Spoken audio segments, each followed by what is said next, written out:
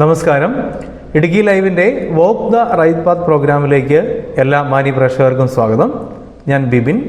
Ophthalmology അല്ലെങ്കിൽ കണ്ണിൻ്റെ ചികിത്സാ രംഗവുമായി ബന്ധപ്പെട്ട കരിയർ സാധ്യതകൾ എന്തൊക്കെയാണ്, ഓഫ്തൽമോളജി അല്ലാതെ ഏതൊക്കെ മേഖലകളാണ് അതിൽ നമുക്ക് പഠിക്കാൻ പറ്റുക, അതിൻ്റെ തൊഴിൽ സാധ്യതകൾ എന്തൊക്കെയാണ് എന്ന് ചോദിച്ചുകൊണ്ട് നമ്മൾക്കൊരു മെയിൽ വന്നിരുന്നു.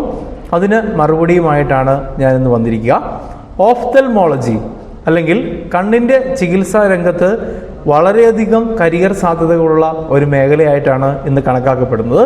വ്യത്യസ്തമായിട്ടുള്ള വിദ്യാഭ്യാസ രീതികളും അല്ലെങ്കിൽ വിദ്യാഭ്യാസ യോഗ്യതകളും ഉത്തരവാദിത്തങ്ങളും നിറഞ്ഞ ഒരു മേഖലയാണ് ഈ ഒരു ഓഫ്തൽമോളജി എന്ന് പറയുന്നത്. അപ്പോൾ നമുക്ക് അതിലെ പ്രധാനപ്പെട്ട ജോലി മേഖലകൾ ഏതൊക്കെയാണ് എന്നൊന്ന് ആദ്യം പരിചയപ്പെടാം. അതിൽ ഒന്നാമത്തെയാണ് ഓഫ്തൽമോളജിസ്റ്റ്. അതിൻ്റെയുള്ള വിദ്യാഭ്യാസ യോഗ്യത എന്ന് പറയുന്നത് MBBS പ്ലസ് ഓഫ്തൽമോളജിയിൽ MS അല്ലെങ്കിൽ ഹയർ സ്റ്റഡീസ് ആണ് വേണ്ടത്. അവരുടെ ഉത്തരവാദിത്തങ്ങളും ജോലികളും എന്തൊക്കെയാണെന്ന് ചോദിച്ചു കഴിഞ്ഞാൽ കണ്ണിൻ്റെ സമഗ്രമായ പരിശോധനകൾ നടത്തുക, രോഗനിർണയം നടത്തുക, അതിനുള്ള ചികിത്സ, മരുന്നുകൾ, ലേസർ ശസ്ത്രക്രിയ പോലുള്ള കാര്യങ്ങൾ, പ്രതിരോധത്തിൻ്റെ പ്രചരണാർത്ഥം നടത്തുന്ന മറ്റ് പരിപാടികൾ, അതുപോലെ തന്നെ ഒരു ഡോക്ടർ എന്നുള്ള നിലയിൽ പ്രവർത്തിക്കുക എന്നുള്ളതാണ് ഓഫ്തൽമോളജിസ്റ്റിലെ ഏറ്റവും പ്രധാനപ്പെട്ട കാര്യം. ഒരു MBBS എന്ന വിദ്യാഭ്യാസ യോഗ്യതയും അതിനുശേഷമുള്ള സ്പെഷ്യലൈസേഷനും വളരെ നിർബന്ധമാണ് ഓഫ്തൽമോളജി എന്ന് പറയുന്ന ഒരു മേഖലയിലേക്ക് കടന്നു വരാൻ. ഇനി ഇതോടനുബന്ധിച്ച് തന്നെയുള്ള മറ്റൊരു മേഖലയാണ് ഒപ്റ്റോമെട്രിസ്റ്റ് എന്ന് പറയുന്നത്. വിദ്യാഭ്യാസ യോഗ്യത അതിന് വേണ്ടത് ഒപ്റ്റോമെട്രിയിൽ ബാച്ചിലർ ബിരുദമാണ് വേണ്ടത്, അല്ലെങ്കിൽ അതിൻ്റെ ഹയർ സ്റ്റഡീസ് വേണം, അല്ലെങ്കിൽ ഡോക്ടറേറ്റ് ലെവലിലേക്കൊക്കെ പോകണം. ഉത്തരവാദിത്തങ്ങൾ കാഴ്ച പരിശോധന, കണ്ണട, കോണ്ടാക്ട് ലെൻസ് എന്നിവ നിർദ്ദേശിക്കൽ, ചില നേത്രരോഗങ്ങൾ കണ്ടെത്തുക, അതുപോലെ തന്നെ വലിയ വലിയ ആശുപത്രികളിൽ ഓഫ്തൽമോളജിസ്റ്റിനെ സഹായിക്കുക തുടങ്ങിയവയൊക്കെയാണ് ഒരു ഒപ്റ്റോമെട്രിസ്റ്റിൻ്റെ ഒരു പ്രധാനപ്പെട്ട ജോലി എന്ന് പറയുന്നത്. +2 ശേഷം സയൻസ് സ്ട്രീമിൽ പഠിച്ചവർക്ക് BSc ഒപ്റ്റോമെട്രിയാണ് അതിൻ്റെ ഏറ്റവും താഴെയുള്ള കോഴ്സ് എന്ന് പറയുന്നത്. ഇതിനുശേഷം നിങ്ങൾക്ക് ഈ ഒരു മേഖലയിലേക്ക് കടന്നു വരാവുന്നതാണ്. മറ്റൊന്ന് ഒപ്റ്റീഷ്യൻ എന്ന് പറയുന്ന ഒരു മേഖലയാണ്.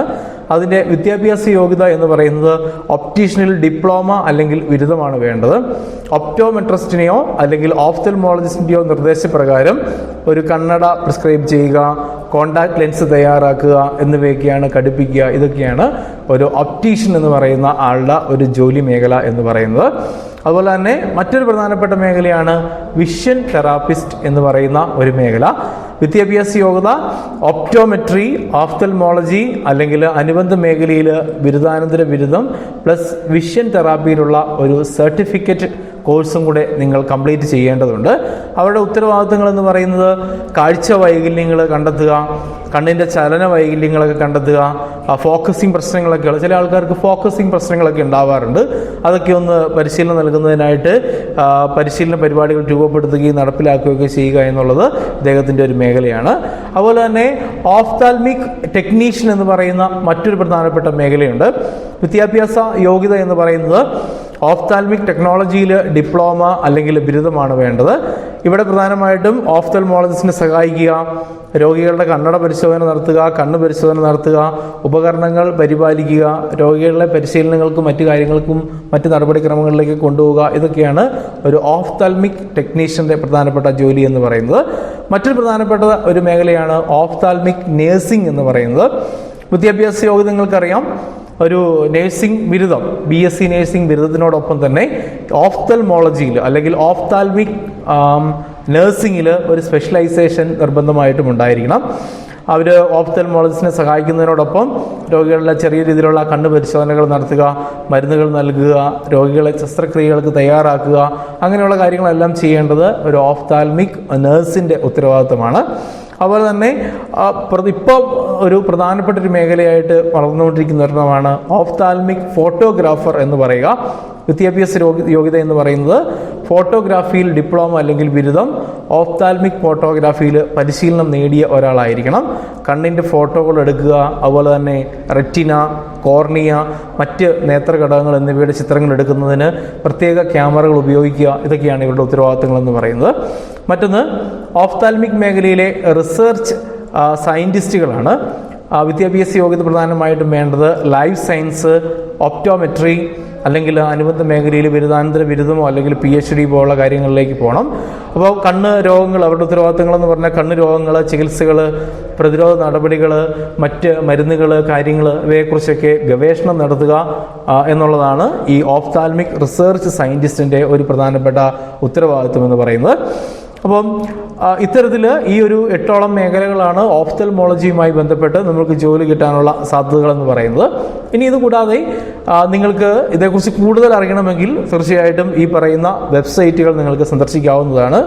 ഓൾ ഇന്ത്യ ഓഫ്തൽമോളജിക്കൽ സൊസൈറ്റി അവരുടെ വെബ്സൈറ്റ് ആയിട്ടുള്ള www.aios.org എന്ന വെബ്സൈറ്റ് നിങ്ങൾക്ക് സന്ദർശിക്കാം. അതുപോലെ തന്നെ the royal college of ophthalmologist അവരുടെ വെബ്സൈറ്റ് ആയിട്ടുള്ള www.rcophta.ac.uk എന്ന വെബ്സൈറ്റ് നിങ്ങൾക്ക് സന്ദർശിക്കാവുന്നതാണ്. അപ്പോൾ തീർച്ചയായിട്ടും ഈ ഒരു മേഖല വളരെ വളരെ സാധ്യതകൾ നിറഞ്ഞു നിൽക്കുന്ന ഒരു മേഖലയാണ്.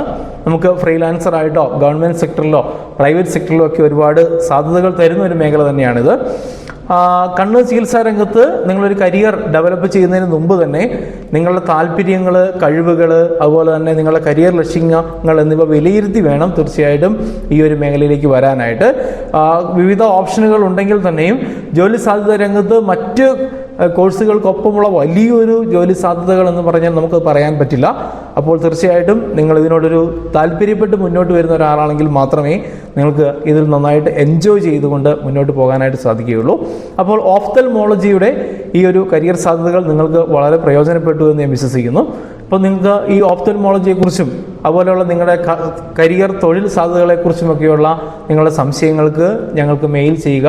walktherightpath01@gmail.com എന്നുള്ളതാണ് ഞങ്ങളുടെ മെയിൽ ID. അപ്പോൾ മറ്റൊരു ഇൻഫോർമേറ്റീവ് ആയിട്ടുള്ള വീഡിയോയിൽ വീണ്ടും കണ്ടുമുട്ടാം. Thank U.